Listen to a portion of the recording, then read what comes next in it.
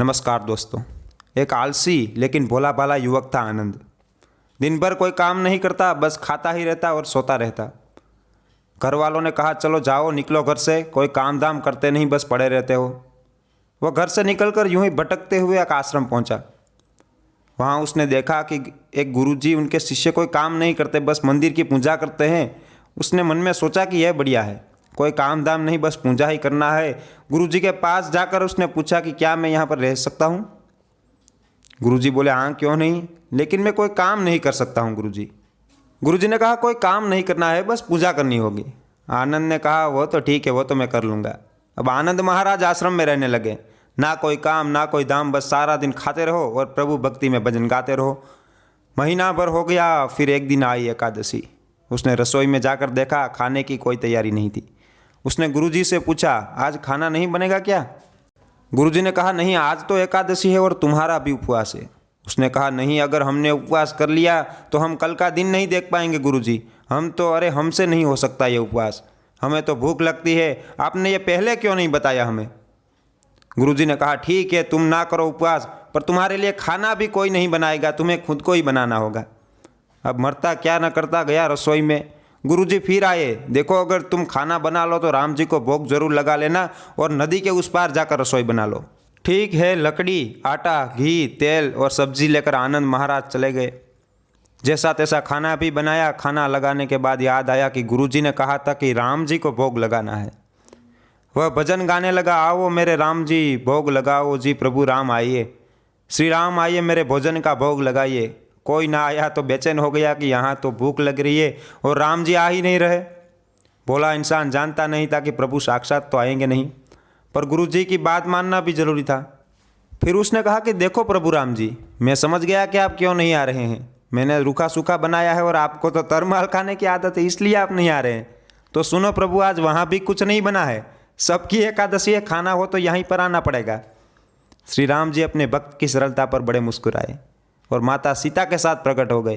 भक्त तो असमंजस में आ गया, गुरुजी ने तो कहा था कि श्री राम जी आएंगे और यहाँ तो माता सीता भी आ गई हैं और मैंने तो भोजन बस 2 लोगों का ही बनाया है। चलो कोई बात नहीं, आज इन्हें ही खिला देता हूँ। आनंद बोला प्रभु मैं भूखा रह गया, लेकिन मुझे आप दोनों को देखकर बड़ा अच्छा लग रहा है। लेकिन हाँ, अगली एकादशी पर ऐसा ना करना, पहले बता देना कि कितने जन आ रहे हैं, और हाँ थोड़ा जल्दी आ जाना। राम जी उनकी बात पर बड़े मुदित हो गए, प्रसाद ग्रहण कर चले गए। अगली एकादशी तक यह भोला मानस सब भूल गया। उसे लगा कि प्रभु ऐसे ही आते होंगे और प्रसाद ग्रहण करते होंगे। फिर एकादशी आई, गुरुजी से कहा चला मैं तो अपना खाना बनाने, पर गुरुजी थोड़ा ज़्यादा अनाज लगेगा, वहाँ पर 2 लोग आते हैं।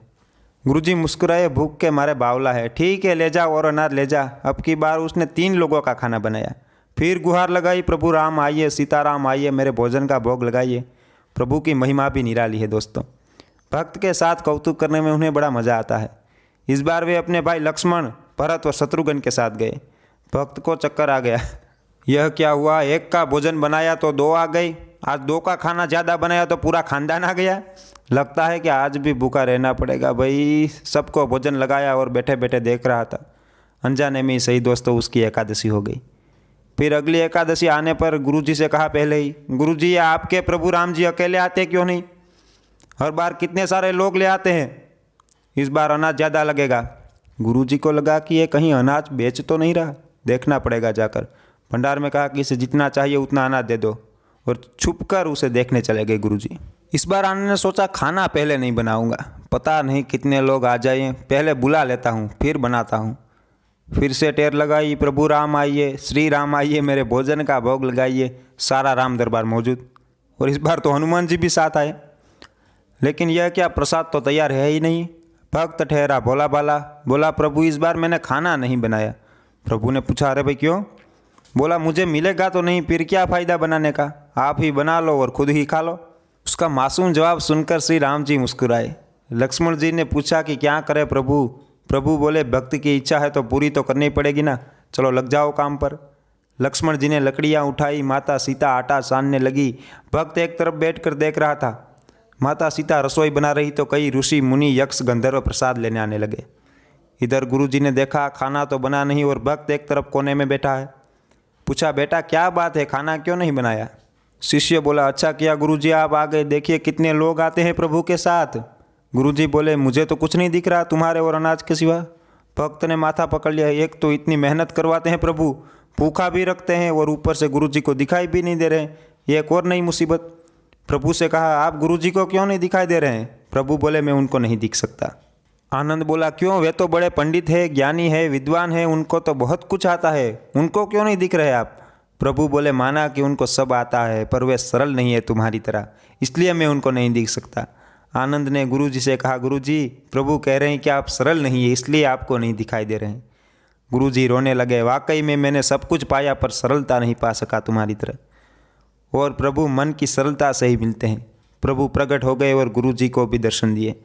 इस तरह एक भक्त के कहने पर प्रभु ने रसोई बनाई। दोस्तों, अगर आपको वीडियो पसंद आया तो वीडियो को लाइक करें, शेयर करें और चैनल को सब्सक्राइब जरूर करें। धन्यवाद।